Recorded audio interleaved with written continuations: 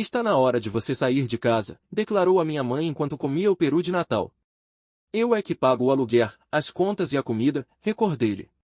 No dia seguinte, saí sem dizer uma palavra. Nunca imaginei que os meus próprios familiares me trairiam. Muito menos no Natal.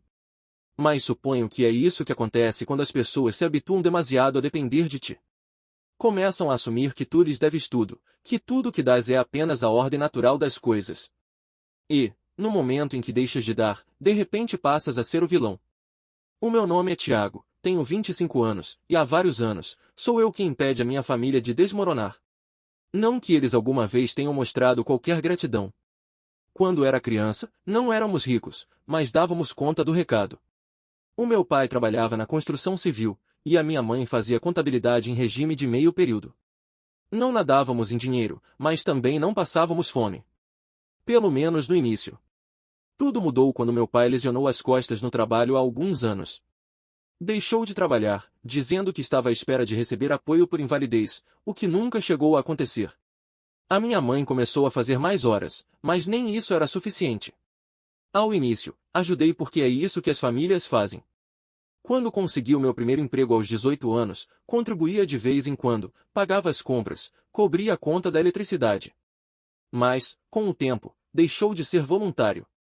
Podes ajudar com isto, virou tens de pagar aquilo. E, sem me dar conta, passei a ser o responsável por praticamente tudo, renda, contas da casa, comida, até as despesas escolares da minha irmã mais nova, a Beatriz. E o pior de tudo? Eles agiam como se isso fosse perfeitamente normal. O meu pai nunca agradeceu, nem uma única vez. A minha mãe tratava tudo como se fosse simplesmente a minha obrigação. E o meu irmão mais velho, que tem 28 anos e ainda vive conosco, nunca deu um único cêntimo. Pelo contrário, gozava comigo por ser demasiado responsável. Convencia-me de que era apenas temporário. Que quando meu pai finalmente recebesse o apoio por invalidez ou a minha mãe arranjasse um trabalho melhor, tudo voltaria ao que era. Mas esse dia nunca chegou. E, com o tempo, deixei de acreditar que algum dia chegaria. Mesmo assim, nunca esperei o que aconteceu na noite de Natal. Estávamos todos sentados à volta da mesa de jantar, eu, os meus pais, o meu irmão e a minha irmã Beatriz, de 18 anos. A refeição era habitual: peru, puré de batata, feijão verde com molho. Por mais apertada que estivesse a nossa situação financeira, a minha mãe sempre fez questão de manter as tradições natalícias. Na primeira parte do jantar, tudo parecia normal. O meu pai estava a beber, nada de novo. O meu irmão estava agarrado ao telemóvel, lançando uma piada sarcástica de vez em quando sempre que a minha mãe tentava puxar conversa. A Beatriz também estava no telemóvel, a passar pelas redes sociais. Só mais um Natal típico na nossa casa. Depois, algures entre passar o recheio e o meu pai servir-se de mais um copo de uísque, a conversa tomou um rumo inesperado. Sabes, disse o meu pai, recostando-se na cadeira, o Tiago vive aqui sem pagar renda há anos. Parei no meio de uma garfada, o garfo suspenso no ar. O quê? A minha mãe assentiu, como se fosse uma conversa planeada. Já temos falado sobre isto, querido. Já tens 25 anos. Está na hora de saíres e começares a tua própria vida. Fiquei a olhar para eles, sem conseguir processar o que acabava de ouvir. Estão a brincar, certo? O meu irmão bufou. Já tens idade a mais para viver com os pais.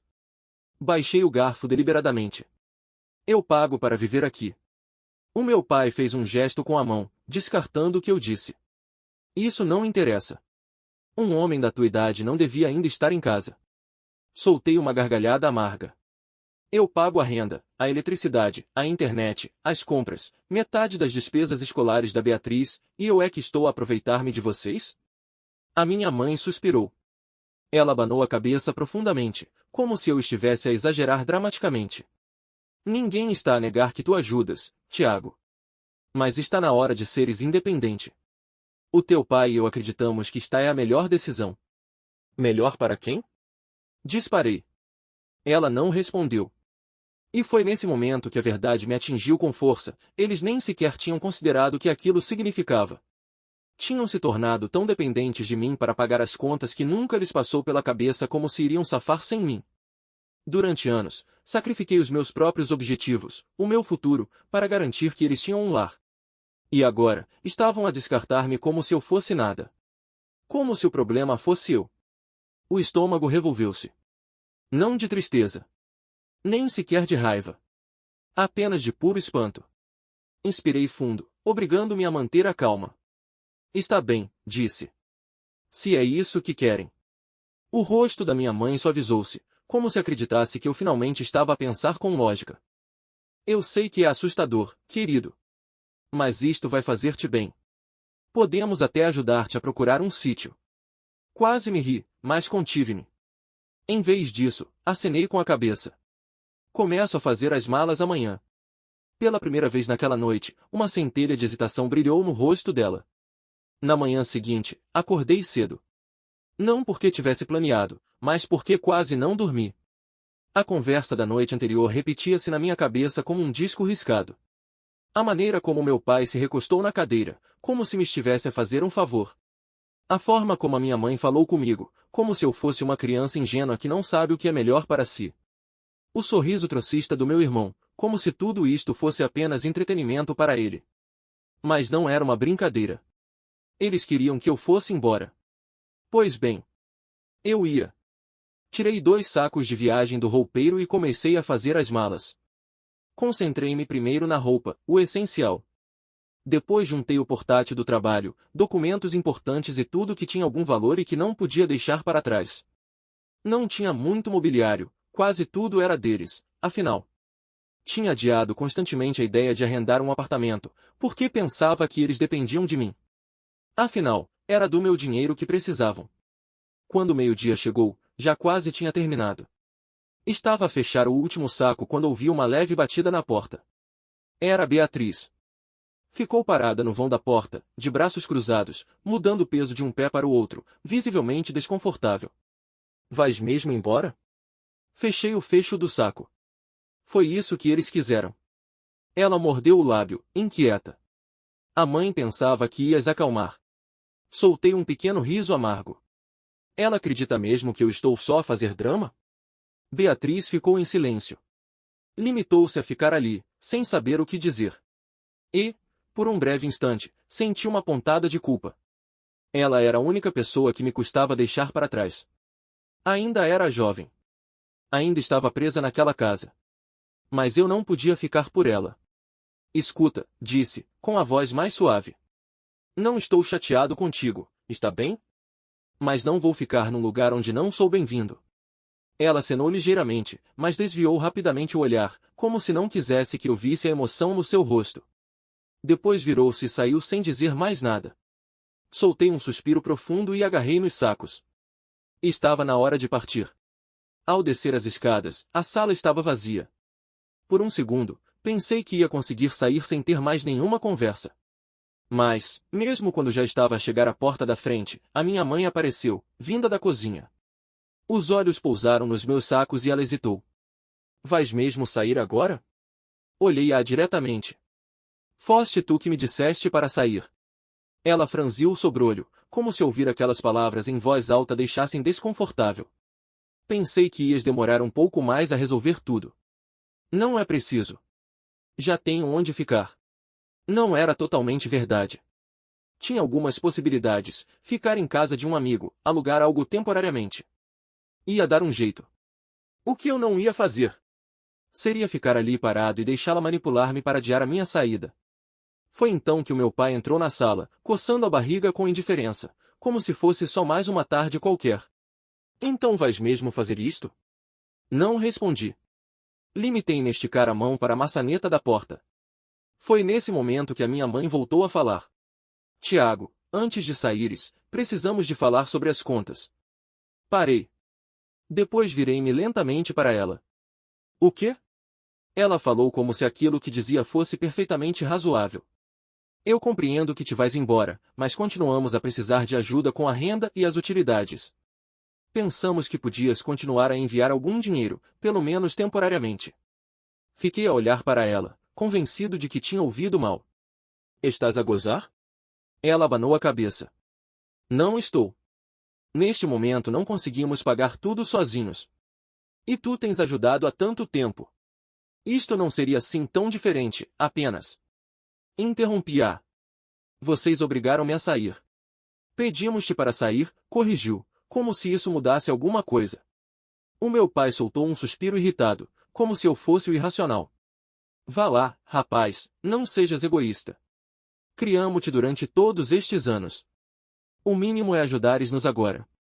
Senti as mãos cerrarem-se em punhos. Não conseguia acreditar no que estava a ouvir.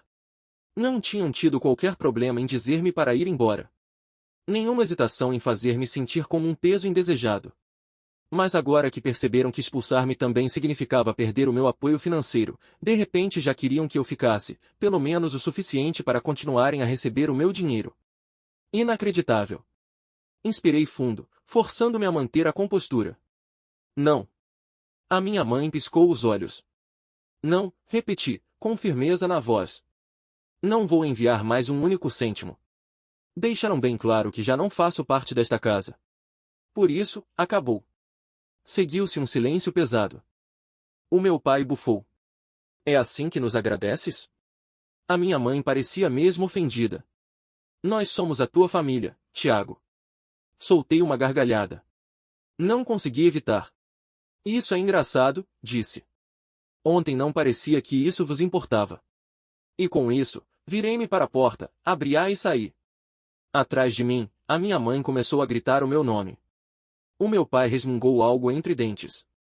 O meu irmão, que estivera na cozinha o tempo todo, murmurou. Afinal, vai mesmo embora. Mas eu não parei. Nem sequer olhei para trás. Saí, desci os degraus da varanda e caminhei até o carro, apertando os sacos com mais força. Não fazia ideia do que me esperava, mas, pela primeira vez em anos, havia uma certeza, eu estava finalmente livre. Sem olhar para trás, entrei no carro e conduzi para longe, com os pensamentos a correrem desenfreados. Não havia um plano concreto. Mas havia uma certeza absoluta, nunca mais lhes daria um cêntimo. Naquela primeira noite, fiquei no apartamento do meu amigo Rui. Ele não fez perguntas. Limitou-se a tirar-me uma manta e a dizer para me sentir em casa. Passei a noite a procurar anúncios de arrendamento. E, pela primeira vez, percebi que podia mesmo pagar um lugar só meu, agora que já não sustentava uma casa inteira. Em menos de uma semana, assinei o contrato de arrendamento de um pequeno apartamento acolhedor. Nada de extravagante, apenas um tão modesto com armários antigos e soalho ligeiramente rangente. Mas era meu. Sem intrusões inesperadas. Sem comentários passivo-agressivos sobre a forma como eu geria o dinheiro. Apenas paz absoluta. Adaptei-me rapidamente a um novo ritmo. E, pela primeira vez em muitos anos, senti que estava a viver, não apenas a sobreviver. Entretanto, a minha família estava com dificuldades. E eu sabia disso. Nunca lhes liguei. Mas as notícias chegavam até mim. A mãe do Rui ainda falava com a minha mãe. E o Rui fazia-me os relatos, mesmo sem eu perguntar. Aparentemente, o meu pai estava convencido de que eu acabaria por ceder e voltar a enviar dinheiro. Mas quando passou o primeiro mês sem um único pagamento da minha parte, a realidade caiu-lhes em cima com força. De repente, a renda tornou-se centenas de euros a mais do que tinham previsto. A fatura da internet, a eletricidade, as prestações do carro, todos os encargos que eu tinha suportado durante anos agora eram completamente deles. E não estavam a lidar bem com isso. A minha mãe começou a fazer mais turnos no trabalho. O meu pai recorreu à venda de tralha velha que tinha por casa. O meu irmão, que sempre tinha minimizado a minha ajuda financeira, de repente teve de começar a pagar a própria gasolina, em vez de continuar a contar comigo para cobrir. Estavam finalmente a enfrentar a realidade da decisão que tomaram. E eu? Eu não senti o mínimo de remorso. Quanto a mim, estava a prosperar. O meu novo apartamento simbolizava liberdade. Comecei a decorá-lo, a escolher móveis de que realmente gostava, em vez de me contentar com peças em segunda mão. Podia comer o que quisesse, sair e voltar quando me apetecesse, e gastar o meu dinheiro em mim, sem um pingo de culpa. O meu nível de estresse baixou quase de imediato. Nem sequer tinha percebido quão constantemente em tensão vivia naquela casa, até deixar de viver lá. Mas a melhor parte. O imenso alívio que sentia sempre que entrava no meu apartamento. Saber que não devia explicações a ninguém. Sem manipulações emocionais. Sem chantagens. Sem esgotamento financeiro. Eu tinha criado uma vida para mim. E, pela primeira vez em muitos anos, sentia-me genuinamente feliz. Então, um mês depois, o telefone tocou. Era minha mãe. E eu tive logo a sensação de que aquilo não era só uma chamada casual. Foi no final de uma tarde, enquanto estava estendido no sofá a fazer zapping na televisão. Tinha acabado de chegar do trabalho, e o meu apartamento já se tornará o meu novo normal, um conforto que valorizava mais a cada dia. Ao início, nem dei conta que o telefone vibrava. O número era desconhecido, e eu já me tinha habituado a não atender chamadas por simples obrigação. Mas a curiosidade venceu, e atendi. Estou? Seguiu-se um breve silêncio, até que uma voz inconfundível encheu a linha. Tiago, sou a mãe. Soltei um suspiro lento, sem fazer esforço para esconder a irritação que começava a crescer. O que precisas, mãe? Ela adotou imediatamente aquele tom habitual de mãe preocupada, embora agora com uma tensão visível. Só queria saber como estás, disse. Já passaram umas semanas e sei que estás bem, mas temos tido algumas dificuldades financeiras. Fiquei tenso, já prevendo para onde aquilo ia. Temos tido algum aperto com as contas, continuou ela. As coisas estão difíceis. Sabes quanto teu pai recebe, e eu tive de aceitar mais turnos, mas mesmo assim não chega. Pensamos que talvez pudesses ajudar um pouco. Não precisava de ser muito. Recostei-me na cadeira, sentindo a frustração familiar a borbulhar por dentro. Já te disse, mãe. Acabou-se. Não vou continuar a pagar as vossas contas. Foste tu que me mandaste embora. Disseste que já não era bem-vindo. Que não precisavam de mim, lembras-te? Fez-se uma pausa prolongada na linha. E reconheci logo a tática, ficar em silêncio, à espera que eu cedesse, que me deixasse consumir pela culpa e começasse a duvidar das minhas decisões. Mas eu recusei-me a ceder. Eu percebo, Tiago. A sério que percebo, disse ela, finalmente. Mas esta situação não é a mesma. O teu pai e eu, nós não queríamos dizer aquilo. Estávamos zangados. Tu também estavas. Mas agora tudo está a desmoronar, e tu és o único que nos pode tirar disto. Soltei uma gargalhada amarga, abanando a cabeça. Eu não vos vou salvar. Deixaram bem claro que eu não era desejado. Que não passava de um incômodo. Não tiveram problema nenhum em deixar-me pagar tudo enquanto vivia aí. Mas agora que já não estou, acham que ainda devo continuar a sustentar-vos? De maneira nenhuma. Ela soltou um suspiro frustrado. Estás a perder o foco, Tiago. Isto não tem a ver com dinheiro. Tem a ver com família. Não importa o que aconteça, continuas a ser nosso filho. E numa família, ajudamo-nos quando as coisas apertam. Endireitei-me na cadeira, o maxilar a endurecer. Ah, família? Isso é uma. Que escolha interessante de palavras, disse eu. Engraçado como isso só parece importar quando precisam de alguma coisa de mim. Mas quando eu precisei de alguma coisa, fui completamente ignorado. Não venhas agora com isso, Tiago, respondeu ela, a voz suavizando-se num tom quase desesperado. Já tentamos de tudo. Mas sem a tua ajuda financeira, vamos perder a casa. Não podes esperar que consigamos lidar com isto sozinhos. Esta é a tua responsabilidade também. Tens de fazer alguma coisa. O meu pulso acelerou, a frustração a crescer-me no peito. A minha responsabilidade? Estás a brincar? Eu não sou responsável pelas decisões irresponsáveis que vocês tomaram. Não sou obrigado a corrigir os vossos erros financeiros, mãe. Tu e o pai fizeram as vossas escolhas, e agora têm de lidar com as consequências. Estou a implorar-te, sussurrou ela. Por favor. Não nos podes abandonar assim. Precisamos de ti. Aquela palavra, precisamos, bateu forte. Não porque me tivesse feito sentir remorso, mas porque me mostrou quão manipuladora esta conversa se tinha tornado. Ouvi a aflição na voz dela, o modo como tentava puxar-me de volta para o controlo deles. Mas eu já tinha traçado os meus limites. E eles tinham os ultrapassado. Isso não se podia apagar. Durante alguns segundos, fiquei em silêncio. Depois falei num tom firme e controlado. Eu não posso ajudar-vos. E não vou. Vocês mandaram-me embora. E agora fui. Sinto que estejam a passar dificuldades, mas isso já não é da minha responsabilidade. Seguiu-se mais um silêncio longo. Consegui ouvir a respiração curta dela do outro lado da linha. E depois, sem dizer mais nada, desligou a chamada. Fiquei ali sentado, sentindo um misto de alívio e uma leve ponta de culpa. Não queria sentir-me culpado, mas era inevitável. Mesmo sabendo que tinha tomado a decisão certa, vê-los a sofrer ainda era difícil. Mas recusei-me a deixar que me arrastassem de volta para aquele caos. Não os procurei, não os visitei, e muito menos lhes enviei um único cêntimo. Uns dias depois, o meu pai enviou-me uma mensagem. Era curta. Volta para casa, Tiago. Precisamos de falar. Ignorei. E foi aí que começaram a aparecer. Era sábado quando os vi através do olho mágico. Os dois, o meu pai e a minha mãe, estavam à porta de minha casa como se tivessem todo o direito de estar ali. Não ligaram antes. Não enviaram mensagem. Não perguntaram se eu estava disponível. Apenas apareceram. Abri a porta devagar, mantendo uma expressão neutra, mesmo com a frustração a ferver-me por dentro. O que estão aqui a fazer?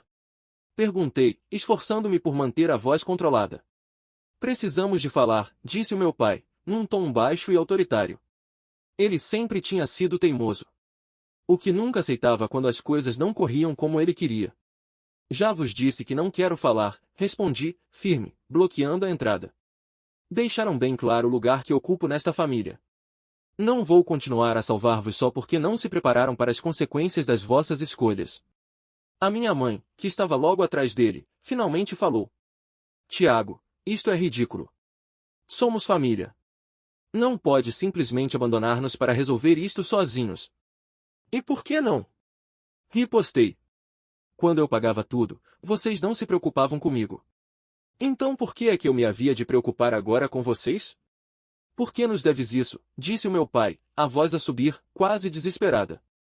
Demos-te tudo. Nunca tiveste de te preocupar com contas.